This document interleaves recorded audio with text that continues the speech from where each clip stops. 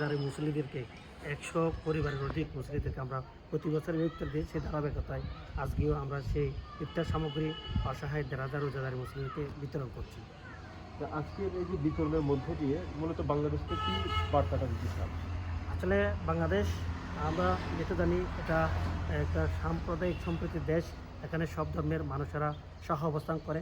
আমরা একে অপরের যে পরিপূরক হয়ে অবস্থান করার জন্য আমরা প্রত্যেক ধর্মকে সম্মান করে, শ্রদ্ধা করে সেভাবে অবস্থান করবার জন্য মানুষের মধ্যে একে অপরের প্রতি যেন সম্প্রতি ভ্রাতৃত্ববোধ বৃদ্ধি হয়, সেই মেসেজ দেওয়ার জন্যে আমরা বৌদ্ধ ধর্মগুরু বৌদ্ধ ভিক্ষু হয়েও যে ইসলাম মুসলিম অসহায় রোজাদেরকে পাশে এভাবে দাঁড়িয়েছি যেন আমরা পরস্পরে সে ভ্রাতৃত্ববোধটা সহাবস্থান করে অবস্থান করতে পারি। বুদ্ধের যে অমীয় বাণী সর্বজীবের প্রতি মৈত্রী, এটা আসলে কতটুকু ভূমিকা রাখে? আসলে হ্যাঁ, আসলে এটাই তো আমাদের যে জগতের সকল প্রাণী হোক, সেখানে কে বৌদ্ধ, কে হিন্দু, মুসলিম, এটা ডাজেন্ট ম্যাটার। সব মানুষের কল্যাণে, সব মানুষের দুঃসময়ে পাশে থাকা, অসহায় মানুষকে সেবা করা, এটা একটা গৌতম বুদ্ধের মূল্যবাণী।